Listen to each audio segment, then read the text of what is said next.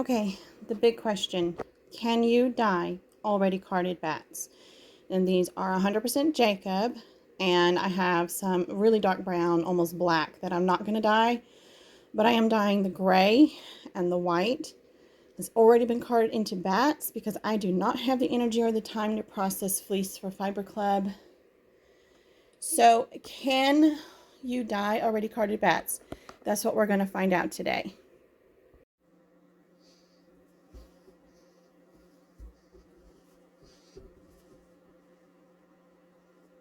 What we're going to do is submerge these bats, and I'm just laying them one on top of the other and trying to get them all wet.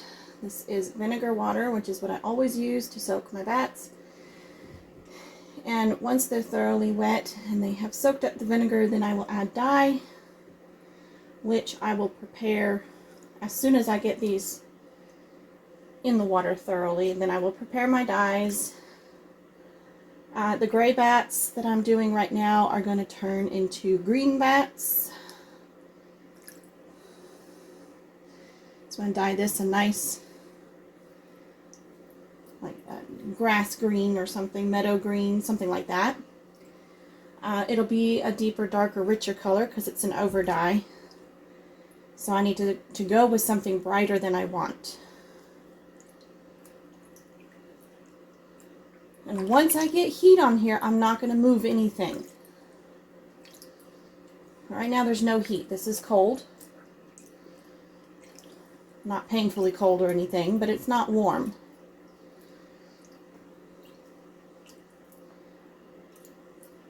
So that's approximately 4 ounces.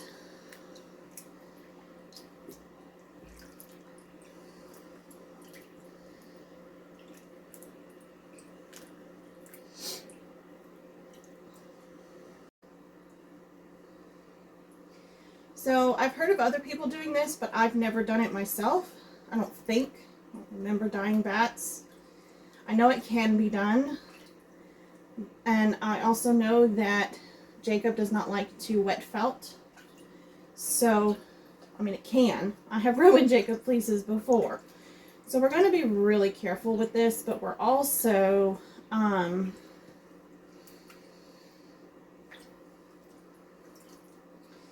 lost my train of thought. We're going to be careful with it in the hopes that we don't mess up the wool. And I'm probably going to let these soak close to an hour before I do anything with them. Okay, for this one I've got 2 white bats and a gray. This is going to be my blue, my deep blue, ocean blue pan.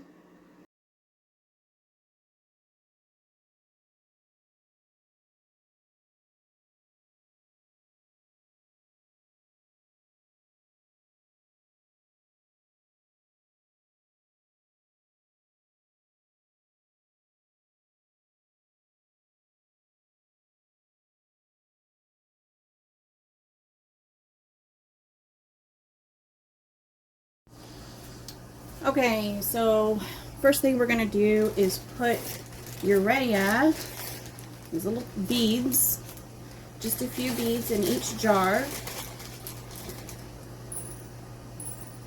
I don't count. I put more in reds. The dyes that are harder to dissolve, I put more urea in. The urea just helps the dyes dissolve. That's all. That's all I use it for. So we have some brilliant blue that's going to go in this pan, but I want it really, really light. So I'll take my 1/8 and I'm going to use about half of it. That's my sky blue. And then my national blue, I am going to put in the pan over there. That's 2 white bats and 1 gray. And that's 6 ounces. This is a 1/4 teaspoon. I want it nice and saturated, nice and dark. So I'm going to use just a little bit under a 1/4 teaspoon. That's as accurate as I get. And then the leaf green, I'm going to do a heaping 1/8 teaspoon, so it should be somewhere around the same amount. I think I want a little bit more. So that's probably over 1/4 teaspoon. There's 6 ounces. So I have no idea how that's going to do, but it feels right. So that's what it is. And now we're waiting on the water to come to a boil so I can add very, very hot water to these jars and stir them, and then they will sit and come to room temperature while the wool is soaking, because I don't want to shock the wool at all. And the water's boiling. Perfect. Okay. Should always wear a mask when you are dealing with powder dyes. I'm not, so I can talk. But I'm also trying to keep my face well away from the dyes, so I don't breathe any of it. So now a good stir. And I will add cold water to these once the dyes are thoroughly dissolved. The urea makes it super quick and easy. And I've had this for years, and it's still a lot. Stir the blue, that's actually hot. Why did I pick that up? Stir longer than you think you need to dissolve those dyes completely.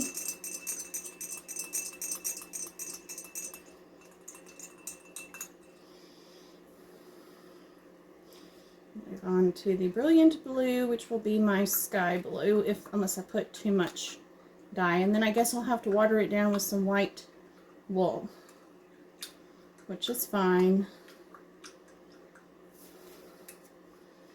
Okay, I'm going to add some cold water to those and just let them sit.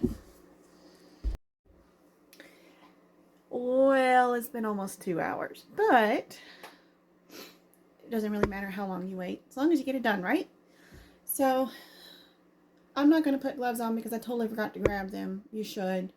But I'm not going to actually touch the dye, so it should be fine. So we're going to do our sky blue first. And I'm just going to kind of spread it out. And that looks like it's going to be way too bright. Add some water. And we're just going to... Now this is still cold. I haven't put it on the heat. It's not even on the stove. And I'm just going to poke and shift things around. Doesn't matter if the color is even, because these are going to get carded again.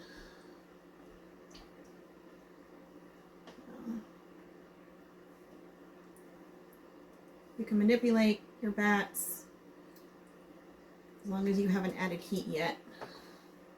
And there's no soap in here, because that would interfere with the dye absorption. Okay, I like that. I think that's beautiful. If it's too bright, I just card some white into it and call it done, right?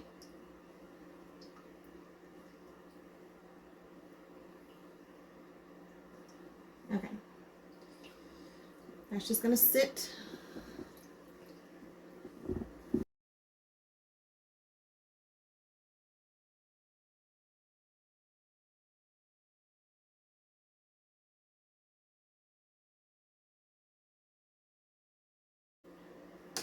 Remember, this is 2 gray bats and a white, and I know I'm putting the dye on top, but it's going to get through all the layers. And the bottom will actually be the darkest, because that's where the heat is.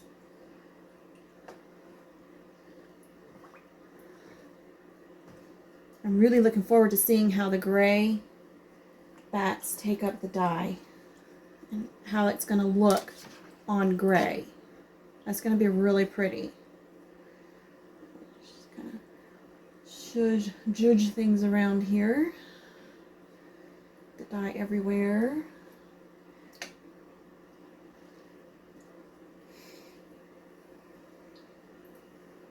Now, if you want an even absorption of dye, you want to put your dye in the pans first, and then put your dry wool in to soak, and it'll soak up color as it's soaking up water and vinegar. And then you can add heat. That's going to be so pretty. You can let it sit overnight, like that. This one we can see how the gray is taking blue. That's going to be neat. Very, very neat.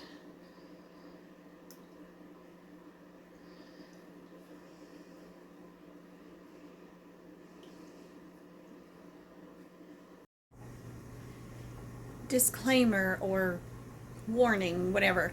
When you are dyeing wool and you turn on the heat, you want to make sure you don't let it boil. If it even begins to boil, your wool will felt. If it boils for a really long time, you can guarantee you won't be able to use your wool. So please watch your pans very, very closely. Okay, I'm hearing little noises. Why is my pan so crooked? That's really hot. And all the dye's probably in the bottom. You know, I want to sprinkle some dye on there. So let's commit sacrilege and do this without gloves.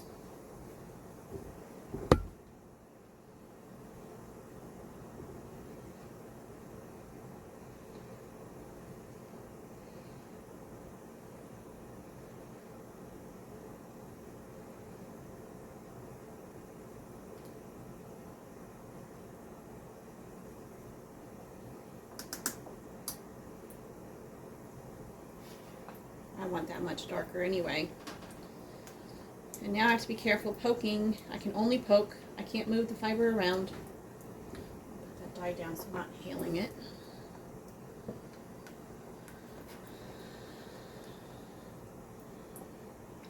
That's more along the lines of what I was looking for.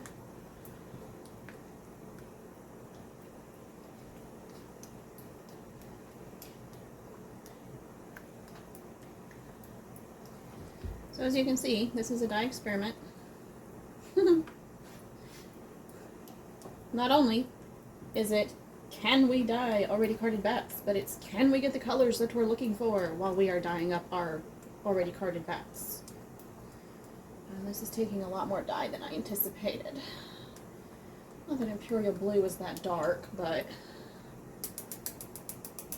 paper towel time.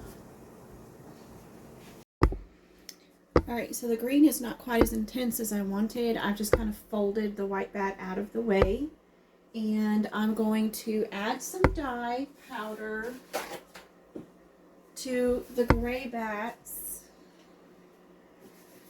and see if I can get them just a little bit more green.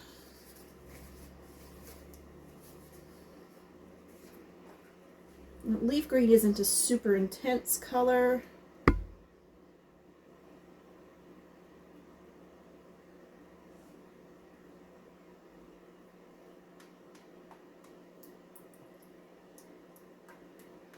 We'll see if this improves things a bit and gets it more along the lines of what I want. And yes, some of this will move into the other bat. And that's okay.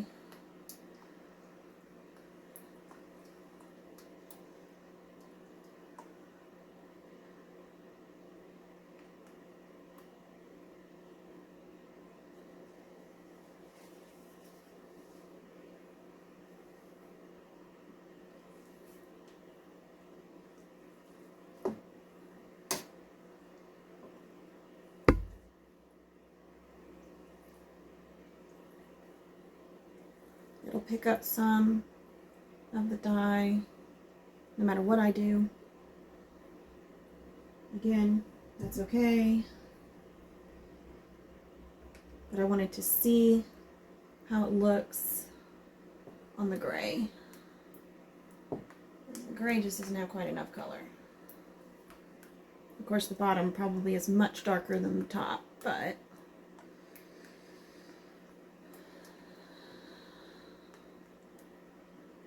this is what we are doing. And I'm just going to leave this sitting here. I'm not going to mess with it anymore. Once this fresh dye has exhausted, then I will turn off the heat and let it cool completely before I mess with it.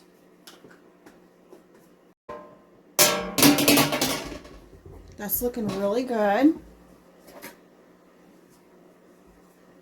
Did I just lose one of my eyes? No, I didn't. Okay. There's still a good bit of dye in here.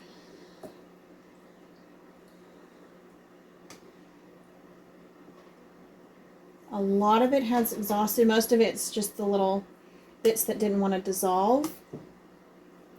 And there's actually a lot underneath that did not take any dye at all. So that's very interesting.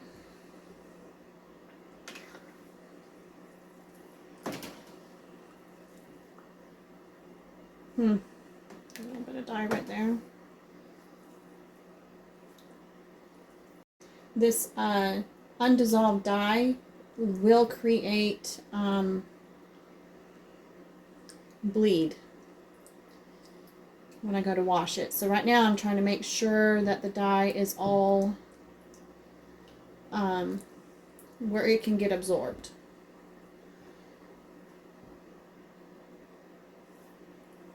I'm trying not to move this around too much.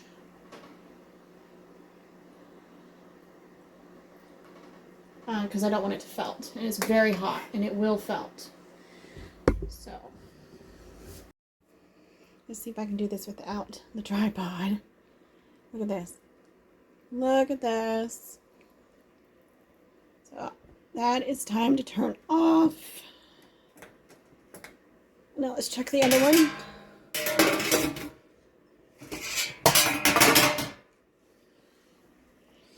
Look at this color.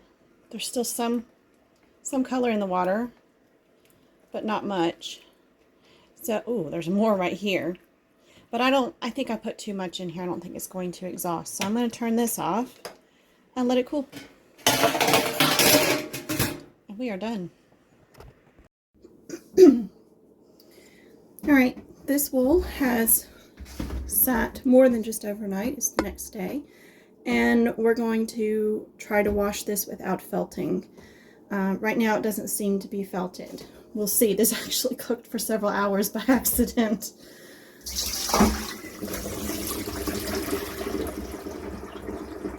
I'll dump it into a colander just so that I'm not squeezing the wool. And gently press the water out. And then this will go in the spin dryer to get the excess. It's right there.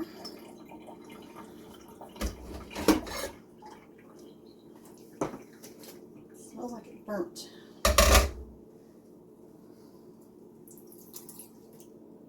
I don't think it did. I think the vinegar in there burnt. Whoops. That's 4.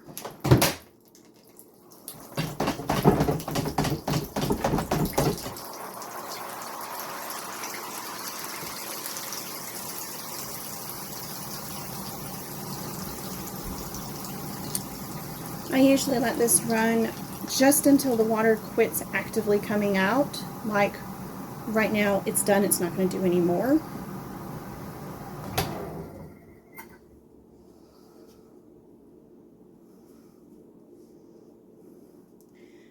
And these bats are slightly wanting to hold together, but they did actually come apart. So that's not bad.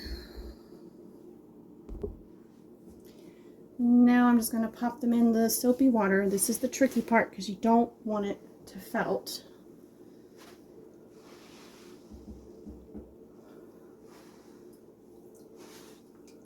So I'm going to let that soak about 20 minutes just to get any excess dye out. And then I will dump it in the colander. And then I will do a repeat with just water, no soap in here. And I'll probably let it soak for 30 minutes to an hour to make sure there's no bleed happening. And then through the colander and the spin dryer again. I use cold water, same temperature as the wool. Hot water will make your dye run and bleed like crazy. It'll make the dye separate from the wool. So don't use hot water.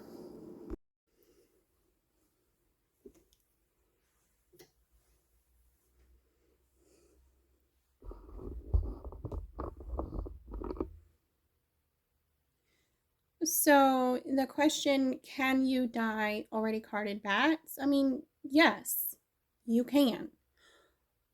But what we really want to know is, will that ruin the fibers or is it going to work out okay?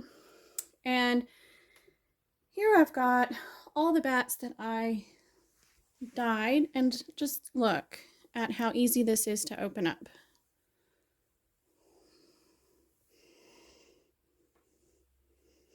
I don't think there's any felting in this one. Maybe a little bit right there. But really, that was easy. It's a little bit of felting right here. However, my first blue bat that I did, I had to pull out a few pieces of felting. So let's go over to the drum carder and talk about that. All right, so this was the sky blue bat, and I only carded one of them this morning. I haven't carded the other one, and I don't know how this one did because I haven't really looked at this one yet. We will get to that in a moment. But here's the felted bits that I pulled out, and obviously the majority carded up absolutely gorgeous. I mean, that's a really pretty bat. And I'm not going to further blend this, but I mean, it's so poofy and amazing. So it worked well. And there's more in here that I could use. Like this is coming off real easy. And this, but look, it doesn't want to come apart right there. That whole section is just a felted mess. Could I force that apart? Probably, but then it's not going to be fun to spin. So since that's not great, I'm not going to use it.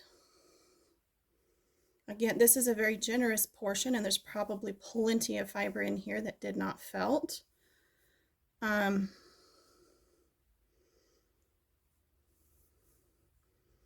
pulling very gently to see what'll come off. I just did a basic yank it out sort of thing while I was carding. So that's not too bad. But that's the part on that section that I'm not going to use.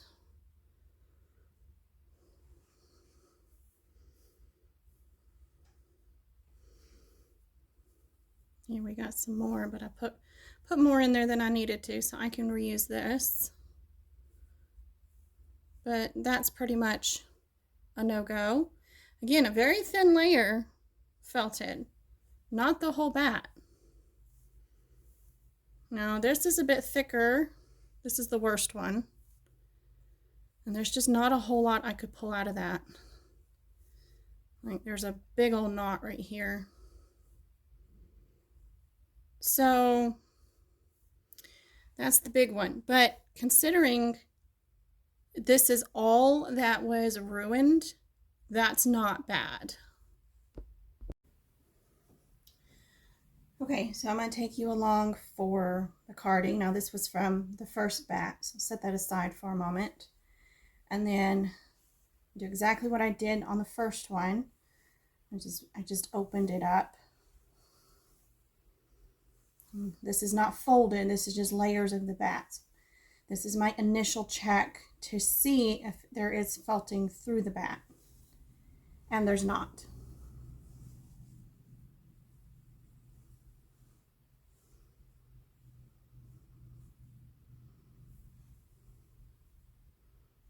I don't see any knots on the surface, so let's just see what we got here.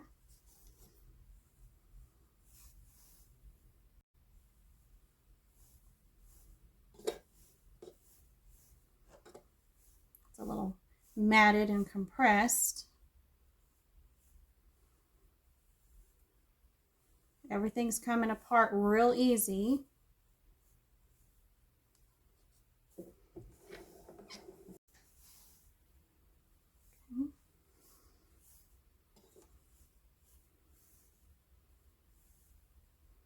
Spots that look like they're clumping up, I'm doing a little extra tug on them to see if it's felted or if it's just clumped together. Clumped together is not a big deal. It'll open right up, but felted won't.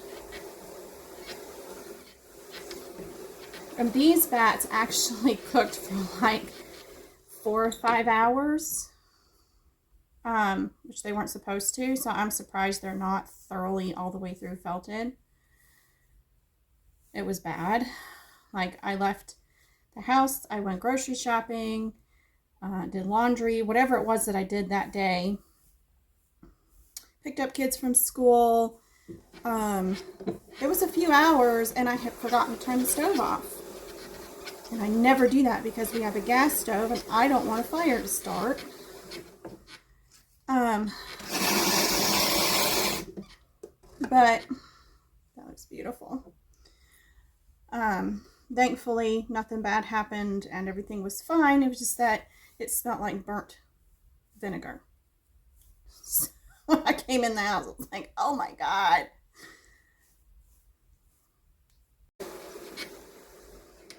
So if any of them are felted, it would be these, because like I said, these cooked forever. And I had the lid off center on the pan so that it wouldn't boil, but it did simmer. So I was a little worried about this one.